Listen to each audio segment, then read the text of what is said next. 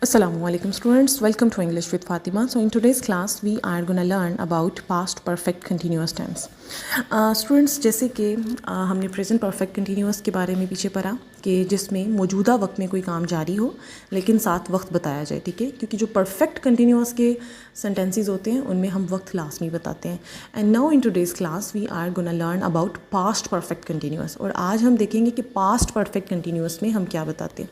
सो past perfect continuous में basically हम बताते हैं हम उन जुमलों के बारे में जिनमें गुजरे हुए वक्त में कोई काम जारी था मगर साथ वक्त भी बताया जाए कि काम कब से जारी था. ठीक है, फॉर एग्ज़ाम्पल अगर मैं कहती हूँ कि वो 10 बजे से सो रहा था, वो 8 सालों से यहाँ रह रहा था, तो इसमें हमने वक्त भी बताया कि वो कब से यहाँ रह रहा था. ठीक है, सो जब भी हम माजी की बात करें और साथ वक्त भी बताएं तो ये पास्ट परफेक्ट कंटिन्यूअस का टेंस कहलाता है. इसी तरह अगर मैं कहूँ कि वो 10 सालों से यहाँ रह रहा था, वो 5 घंटों से खेल रही थी. ठीक है, तो ये हमने माजी की बात की और साथ वक्त भी बताया. और साथ हर जुमले के आखिर में आपने अगर गौर किया हो तो हर जुमले के आखिर में रहा था, रही थी, रहे थे वगैरह आ रहा है. तो ये इसकी पहचान होती है जिससे आप इजीली पहचान सकते हैं कि ये पास्ट परफेक्ट कंटिन्यूअस का टेंस है. स्टूडेंट्स, इनका स्ट्रक्चर देख लेते हैं. इसमें सिंपल उसी तरह जिस तरह हम दूसरे जो है वो टेंसेस में करते हैं कि सबसे पहले सब्जेक्ट आएगा और इसमें हम जो हेल्पिंग वर्ब लगाएंगे वो हैड बीन होगा. हैड होता है पास्ट के लिए, ठीक है, और बीन बेसिकली कंटिन्यूअस को शो करता है. ठीक है, had been. So past perfect continuous में हम हैड बीन लगाएंगे और प्लस उसी तरह फर्स्ट फॉर्म और साथ आईएनजी. ठीक है, फर्स्ट कंटिन्यूअस के जितने भी सेंटेंसेस हैं सब में आईएनजी लास्ट में लगता है. ठीक है, सो फर्स्ट फॉर्म के साथ आईएनजी आएगा और देन हम टाइम बताएंगे यानी सिंस या फॉर जो भी आएगा. और हमने पिछले लेक्चर में हमने देखा था कि हमें सिंस कहाँ यूज़ करना है और फॉर कहाँ यूज़ करना है. हमने देखा कि सिंस वहाँ आएगा जब हमें एग्जैक्ट टाइम बताया हो कि कब जो है वो एग्जैक्ट की टाइम बेसिकली हमें एग्जैक्ट बताया जा रहा हो कि कब से जो है ये काम जारी था, यानी टाइम का नाम बताया जाए. जैसे सुबह से, इसी तरह किसी साल का नाम हो जैसे. ठीक है, एग्जैक्ट हमें जब टाइम बताया जाता है ना कि एग्जैक्ट इस डे से, एग्जैक्ट इस टाइम से, तो फिर हम सिंस यूज़ करते हैं. लेकिन अगर हमें टाइम एग्जैक्ट ना बताया गया हो, जस्ट उसकी तादाद बता दी गई हो या रैंडमली बता दिया गया हो, जैसे वो 2 सालों से, अब 2 सालों तादाद है, ठीक है, 2 घंटों से, ठीक है, तो इस तरह फिर हम फॉर यूज़ करते हैं इन सेंटेंसेस के लिए. एनीवेज सिंस या फॉर और फिर उसके बाद जो है हम टाइम लगा देंगे. So now let's move towards some examples. कुछ एग्जांपल से हम मज़ीद क्लैरिफाई कर लेते हैं. So here are some examples. First of all we have an example here and that is वो रात के खाने से पहले 2 घंटे तक पढ़ रही थी. अब सबसे पहले तो यहाँ पे रही थी आ गया. इट्स मीन कि ये पास्ट परफेक्ट कंटिन्यूअस का टेंस है और चूँकि टाइम भी बता दिया गया है, ठीक है, सो उससे हमें मज़ीद क्लैरिफाई हो गया कि it's a past perfect continuous sentence. ठीक है, सो वो रात के खाने से पहले 2 घंटे तक पढ़ रही थी. हमें पता है सबसे पहले सब्जेक्ट आएगा and then helping verb had been लगाएंगे और फिर देन वर्ब की फर्स्ट फॉर्म और आईएनजी यानी स्टडी और साथ आईएनजी यानी स्टडी और देन फिर हमें सिंस या फॉर लगाना होता है. अब यहाँ पे चूँकि वक्त की तादाद है, वक्त का नेम नहीं है, 2 घंटे वक्त की तादाद है, ठीक है, ये वक्त का नेम नहीं है, तो यहाँ पे हम फॉर लगाएंगे और फिर हम टाइम लगाएंगे 2 आवर्स एंड देन फिर बाकी का sentence before dinner. Next example देख लेते हैं. वो 1 घंटे तक खेल रहे थे जब बारिश हुई. सब्जेक्ट आएगा दे, हेल्पिंग वर्ब आएगा had been and then verb की फर्स्ट फॉर्म और ING. They had been playing.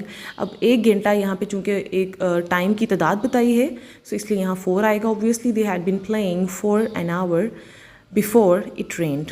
ठीक है, यानी जब बारिश हुई. अच्छा स्टूडेंट्स, यहाँ पे मैं एक आपको इंपॉर्टेंट चीज़ बता दूँ, हमेशा याद रखें अगर इस तरह बिफोर वाले जुमले आएँ जिनमें 2 सेंटेंसेस हों, ठीक है, तो हम जो सेंटेंस यानी जो काम पहले हो रहा था हम उसको पहले लिखेंगे और जो काम बाद में हुआ हम उसको बाद में लिखेंगे. ठीक है, अब यहाँ पे अगर आप गौर करें तो वो खेल रहे थे पहले, ठीक है, खेलने वाला काम वो पहले कर रहे थे और बारिश बाद में हुई, इसलिए हमने जो खेलने वाला सेंटेंस था उसको हमने पहले ट्रांसलेट किया यानी they had been playing for an hour और देन फिर हमने जो बारिश वाला सेंटेंस है उसको ट्रांसलेट किया यानी बिफोर इट रेन्ड. सिमिलरली वो 2 घंटे तक पढ़ रहा था जब वो सोया. सब्जेक्ट आएगा ही एंड देन हैड बीन. यहाँ सब जो है वो सब्जेक्ट्स के साथ हैड बीन ही आएगा, चाहे ही शी इट है चाहे आई वी दे यू है. ही हैड बीन पढ़ रहा था, ठीक है, यानी वर्ब की फर्स्ट फॉर्म और ING, he had been reading. अब 2 घंटे, यहाँ वर्ड जो है वो हमें वक्त की तादाद बताई गई है, सो 4 आएगा। तो he had been reading for 2 hours before, यानी सोने से पहले की असल में बात है ना, तो इसलिए हम यहाँ पे बिफोर लगाएंगे कि बेसिकली इस जुमले की सेंस ये बन रही है कि वो सोने से पहले 2 घंटे तक पढ़ रहा था, ठीक है।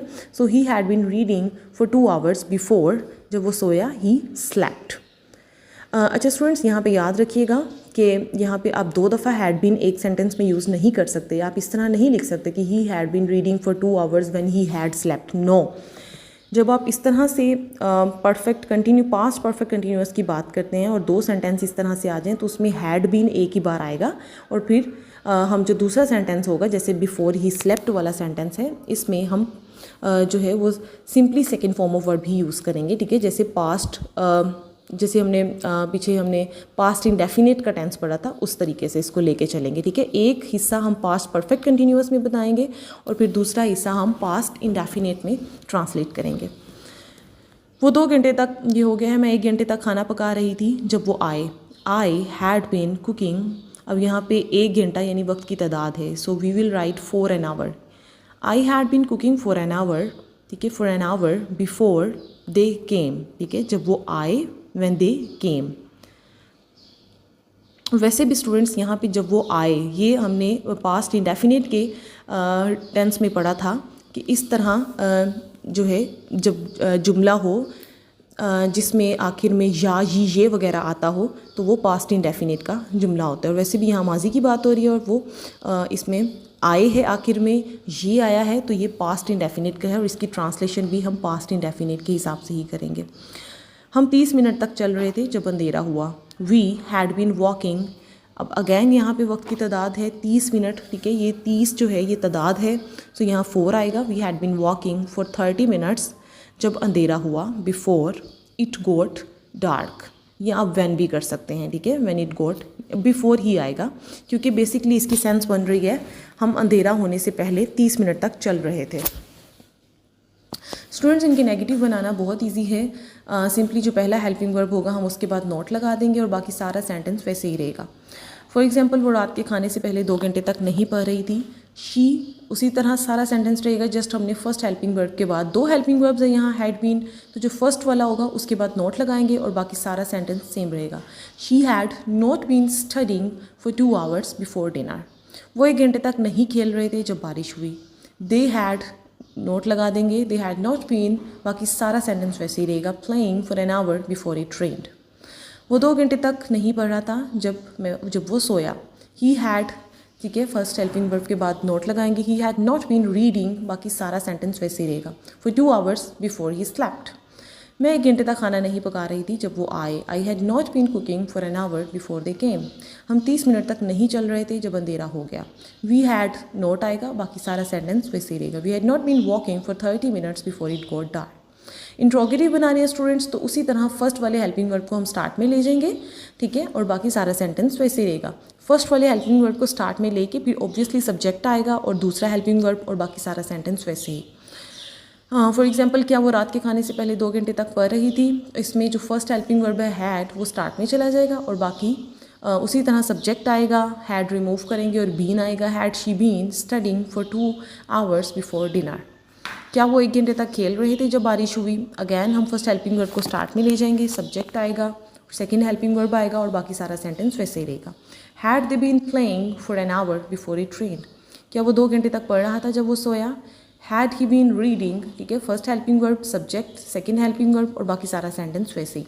Had he been reading for 2 hours before he slept, क्या मैं 1 घंटे तक खाना पका रही थी जब वो आए। Had I been cooking for an hour before they came, क्या हम 30 मिनट तक चल रहे थे जब अंधेरा हो गया। Had we been walking for 30 minutes before it got dark. So students, this is how we make positive, negative and interrogative sentences. Hope so it's clear to all of you. Just सुन लेने से कभी भी tenses आपको नहीं आते। Tenses एक ऐसी चीज़ है जिनके लिए आपको प्रैक्टिस रिक्वायर्ड ही होती है। जितनी प्रैक्टिस करेंगे उतना ज़्यादा आपको ये टेंसेज का यूज़ आएगा और उतना ही फ्लुएंटली आप इंग्लिश में कम्युनिकेट कर सकेंगे। तो स्टूडेंट्स कोशिश करें इनकी प्रैक्टिस लाजमी करें, डेली प्रैक्टिस करें। ऐसा नहीं है कि आज आप जो है आपने लेक्चर सुन लिया और अब आप सोचें कि मैं कुछ दिनों तक प्रैक्टिस करूँगा, नहीं, तब तक सब कुछ जहन से निकल जाएगा और तब टाइम भी नहीं होगा। साथ साथ प्रैक्टिस करें ताकि दिन ब दिन आपकी इंग्लिश जो है वो मज़ीद इम्प्रूव हो। Thank you so much. So coming towards today's assignments, so ये सिंपल सी असाइनमेंट है जिसको सब ज़रूर सबमिट करवाएं। And what you have to do is कि इसी वीडियो के कमेंट सेक्शन में आपको ये असाइनमेंट सबमिट करवानी है, जिसको मैं और मेरी टीम इवेलुएट करेंगे। वीडियो पसंद आए तो उसको लाइक ज़रूर करें, अपने फ्रेंड्स के साथ शेयर ज़रूर करें एंड चैनल को ज़रूर सब्सक्राइब करें ताकि हमारी अपकमिंग वीडियोज़ आपको मिलती रहें।